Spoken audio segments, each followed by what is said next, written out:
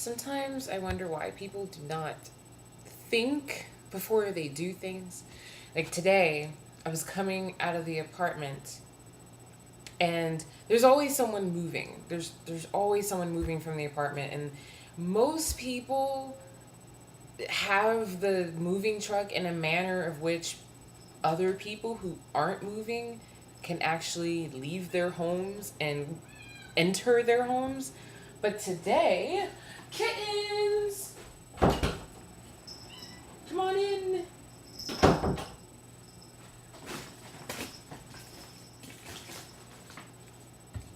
But today, I'm coming out and I'm basically cornered. Like, in my little section where my apartment is, there was this moving truck and it was in the middle, instead of off to the side. And there was no way that anybody that lived in that little corner could have gotten out, except for if you were me and have a very tiny car. And I'm telling you, if it was anybody else that tried to get in between the truck and the tiny little space that there was, like a Cadillac or just any other normal vehicle besides my tiny little Yaris, you wouldn't have gotten through because I'm driving my car and it's like, oh my gosh, I'm gonna hit something. And the guy who apparently is moving is staring at me like I can't believe she's really trying to get through this little space. But I'm like, you bastard, why would you park your truck like that? There's so much space. Why would you do that? Oh, that drives me crazy. Why don't you think about other people before you do things? It's just like when you go to the mall, you go to the store, and somebody decides to be a total douche and they park like diagonal, and so they screw over like the two parking spaces that are to the left and the right because of the way they parked. So then you can't go to that parking space unless you want to screw over that other parking space. I hate that. Just it takes like 30 seconds to be considerate on other people besides yourselves.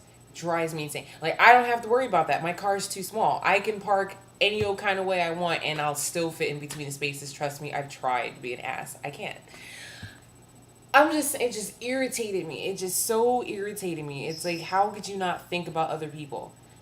I mean, we can all be selfish, but when you, or when you go to like the store, and I'm not talking about a big store like Walmart that has huge aisles. I'm talking about a smaller scale store that has smaller aisles, and somebody will park their cart right in the middle of the aisle, and they're like nowhere near their cart. They're like 2 aisles down. I'm just gonna leave my cart here and I'm gonna go 2 aisles down, get some shampoo, and who cares? So then you always have to either go around or you have to move their cart, and it's like, just park it over to the side like everybody else. That's what I do. I stay by my cart and I park it over to the side. That way, who are you? Oh, this one. That way, if I park it over to the side and someone needs to get to that section, I just move the cart, but they don't have to move it. I feel bad when people have to move my stuff because I'm inconsiderate. It just drives me crazy. It just made me irritated.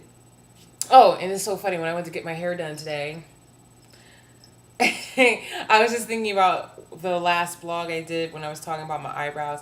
It was so funny because I was getting my hair done and she was washing condition out of my hair, and she's like, "Oh God, your eyebrows!" Like, that's literally what she did. She said, "Your eyebrows, I'm gonna cut them," and she just took a scissor and just cut my eyebrows.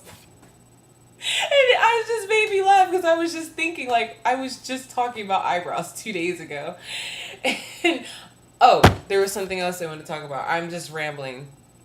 But I don't know, if you're from the Fort Worth, Dallas area, were you watching the news like 2 days ago when they had the the chase? There was a police chase. It went on for like an hour. I don't even know what the problem was, like why they had to stop this person in the first place. But it was like 1 minute I'm watching regular news, and then the next minute it was breaking news, which was the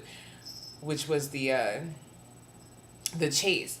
And what I found so ludicrous was that this guy is trying to get away from the cops. He's weaving out in and out of traffic, but he puts his blinkers on. It's, I mean, that he puts his blinkers on, like, it's, I don't know. It's just weird. So my husband was watching the same chase, and my husband said, "Well, you know, when they finally do catch him, any other offense that he's done during the chase, they're gonna tack on. So if he fails the signal and he runs a red light or anything like that, it's just gonna pile on top of the chase."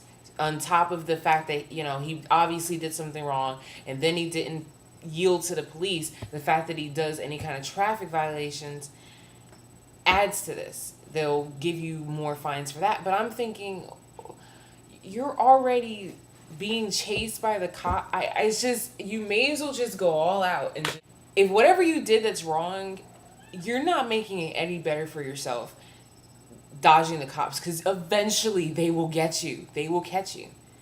And anyway, he ended up running over a stop sign anyway on the other side of the road. So that just totally negated the whole "I'm going to use my blinkers while I'm being chased by the cops" thing, because that's like reckless driving because it was on the other side of the road, and vandalism or destruction of public property or something like that. Yeah, he ran over a stop sign, and he hit some other stuff. He ran through some, one of those gate things, the red and white stripe things. He hit that before he even decided he wanted to use his blinkers. So I don't understand why he used it. Just doesn't matter at this point.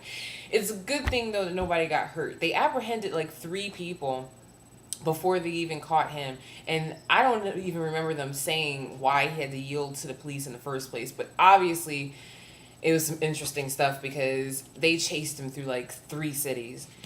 Like he was in Fort Worth, and then he went through Arlington and then some other area, and then he ended up kind of back in Fort Worth. It was pretty interesting. But nobody got hurt, which is good, because a lot of times when you see those chases on like True TV or Spike TV, somebody gets hurt or there's a wreck because the other people are trying to dodge them and they end up hitting somebody else, and it's always this huge mess. But luckily he didn't.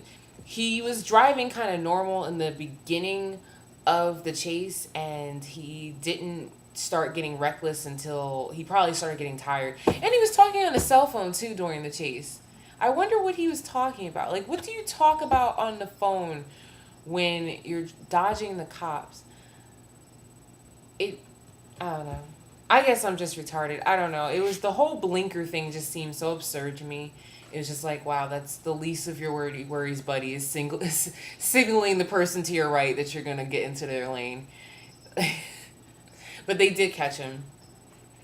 Oh, and this is what I love about the chases. How come they always end up on foot at some point? Because this is exactly what happened. He was driving, and then the helicopter footage didn't catch it exactly, but apparently he crashed into a tree or into a house or something. So he had to get out the car and run on foot. And it's like, buddy, it's not going to happen. You're going to get caught. Going to get caught. It was great.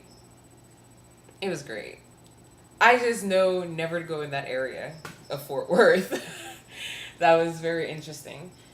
Well, I hope everybody enjoyed their weekend. I have something else to say, but I'm going to save it for another time, and I'll talk to you later. Bye.